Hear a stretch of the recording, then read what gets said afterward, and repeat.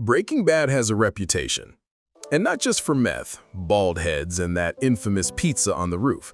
No, the reputation I'm talking about is the word that gets thrown around every time someone recommends the show to a friend. It's great, but kinda slow. And on the surface, sure, Breaking Bad doesn't open with explosions, alien invasions, or Marvel-style quips every 30 seconds. Instead, it opens with a high school teacher coughing in his underwear. Riveting, right? But here's the trick. Breaking Bad isn't slow. It's patient, and there's a difference. Slow means dragging, pointless, stretched out. Patient means deliberate. Every shot, every silence, every beat is carefully placed. Think of it like cooking. Fast food fills you up, but slow-cooked barbecue, that stays with you. Breaking Bad is slow-cooked television. And in an era where most shows are terrified you'll grab your phone after 10 seconds, Breaking Bad dares you to wait. And in that waiting, it builds something much stronger: tension. Tension in the silence. Let's talk about silence, the show's secret weapon. Take Fly, Season 10, Episode 10. On paper, it's a filler episode. Walt and Jesse are stuck in the lab chasing a fly. That's it. No cartel, no explosions, no say-my-name moments. Just two guys and a bug. And yet, fans still debate this episode over a decade later. Why? Because it's not about the fly. The fly is just the stage prop. What's really happening is Walter's guilt spilling out, Jesse's loyalty being tested, and their entire fragile partnership teetering on collapse. The silence in that episode is suffocating. Long shots of Walt staring, Jesse pacing, the camera holding just a beat too long. It forces you into their paranoia. By the time Jesse nearly learns the truth about Jane's death, your chest feels tight, and nothing big has even happened. That's the genius.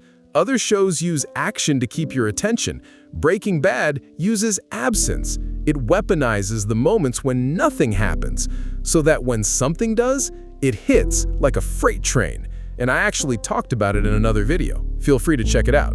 The chess game writing style. Breaking Bad isn't a roller coaster, it's chess.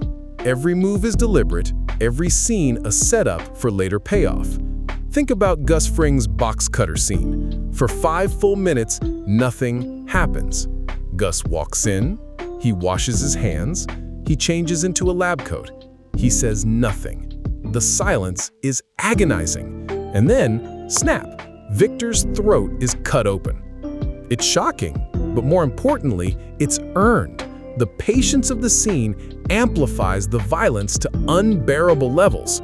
If Gus had just walked in and shot Victor in the face, it would have been brutal. But the slow, deliberate buildup makes it legendary. This is how Breaking Bad treats its audience. It doesn't spoon-feed you. It doesn't rush. It trusts that you'll lean in, pay attention, and connect the dots. And because of that trust, when the payoff finally comes, whether it's Walt's first kill, Jane's death, or Hank discovering the copy of Leaves of Grass, it feels seismic. Character time bombs. Here's the real secret. Breaking Bad isn't about meth. It's about transformation. The pacing is there to make you live inside that transformation. Walter White doesn't become Heisenberg overnight. It takes time. It takes small, incremental choices, each one justified, each one seemingly harmless, until suddenly you look back and realize the chemistry teacher is gone, replaced by a kingpin who poisons children. If the show had rushed, the transformation wouldn't work. The early, boring episodes, Walt cooking in the RV, Skyler worrying about bills, Jesse fumbling through his life, aren't filler. They're the foundation. They're what make the later moments, like Walt watching Jane choke or telling Skyler, "I am the danger," feel terrifyingly real. The show doesn't just tell you Walter changed, it shows you, patiently, relentlessly, until you can't look away. The illusion of boredom. So why do some people still call it boring? Because Breaking Bad plays a magic trick. It disguises intensity as normal life. Think about it. How many scenes are just family breakfasts? Walter Jr. pouring cereal, Skylar making small talk.